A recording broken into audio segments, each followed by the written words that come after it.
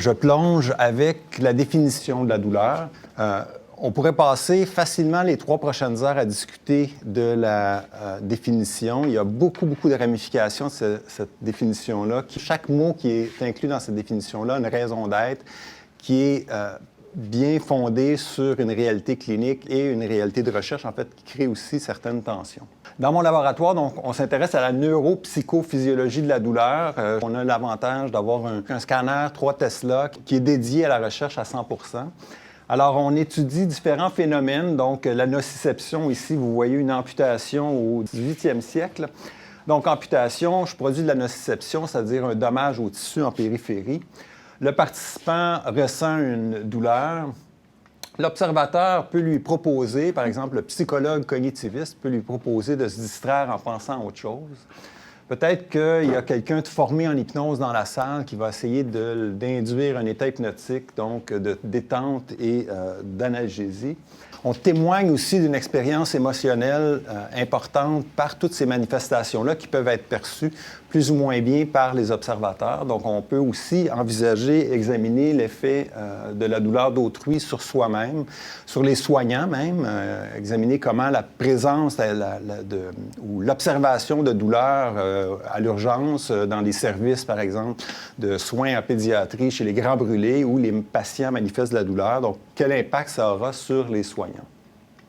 Donc, dans le labo, on va mettre des sujets dans un scan, on va appliquer toutes sortes de stimulations aiguës sur la peau des sujets pour voir l'activation du cerveau pendant la douleur. On va prendre toutes sortes de mesures physiologiques aussi périphériques, des mesures hormonales, par exemple, de cortisol. On peut filmer le visage du sujet, regarder la dilatation de la pupille, etc.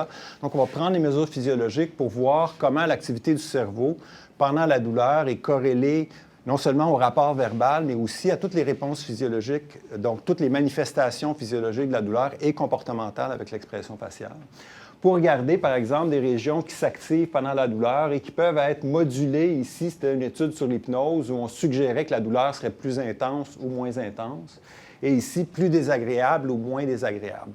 Donc, on va faire des manipulations psychologiques comme ça pour voir comment l'activité du cerveau se transforme en réponse à des contextes psychologiques, émotions, suggestions, hypnose, distraction, etc.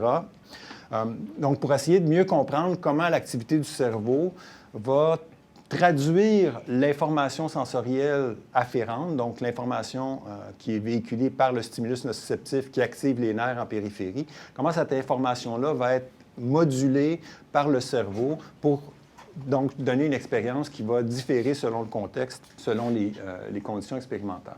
On a étudié aussi, ici c'est une étude où on regarde la morphologie du cerveau. En fait, on fait des études de morphométrie, donc on mesure par exemple la densité de matière grise ou l'épaisseur du cortex. Puis on a vu que des gens qui avaient une expérience de méditation de très longue date, beaucoup d'heures de pratique de méditation, avaient certaines régions du cortex cérébral qui étaient plus épaisses et l'épaisseur de ces régions-là était aussi un prédicteur de leur moins grande sensibilité à la douleur. Donc on va essayer de faire non seulement un rapport entre le rapport subjectif de douleur et l'activité du cerveau, mais aussi entre la structure même du cerveau et la sensibilité à la douleur des participants.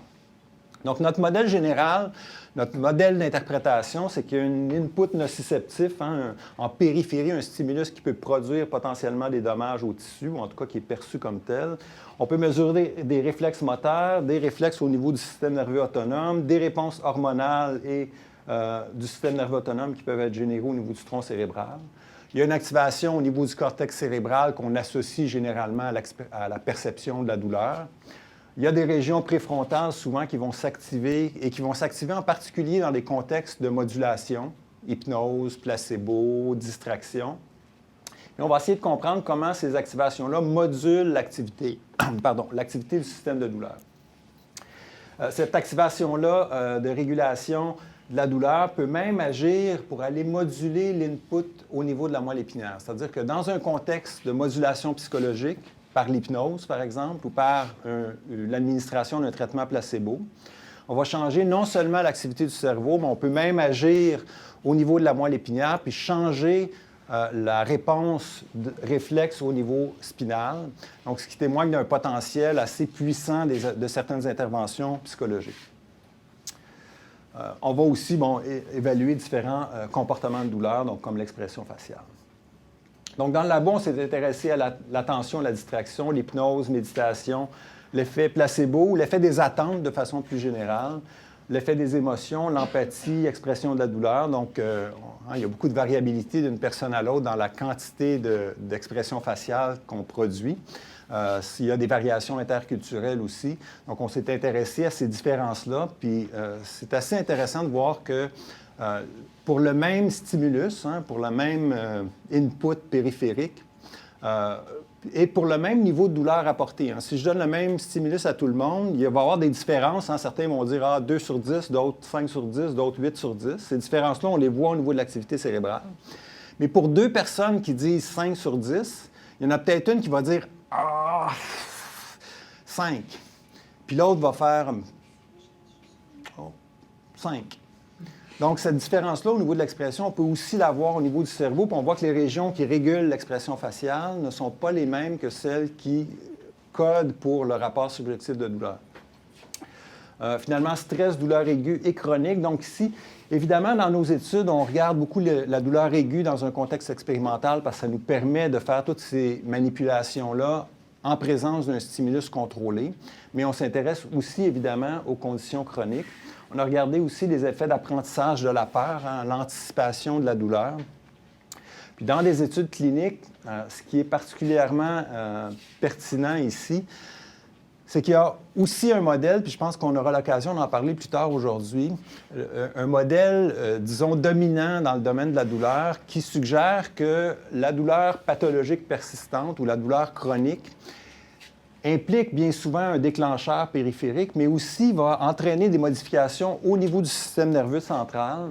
Donc, un niveau de plasticité qui va faire que l'activation du système nerveux en périphérie va activer les circuits de la douleur dans la moelle épinière et dans le cerveau et va entraîner des changements dans le système nerveux central qui peuvent amener à une activation aberrante du système nerveux central, qui donc va donner lieu à une expérience de douleur soutenue même si la source périphérique n'est plus là, ou même si la source périphérique est bien traitée, il y aura une activation aberrante du système nerveux central qui va générer une expérience de douleur. L'exemple le plus classique de ça, c'est la douleur fantôme suite à une amputation.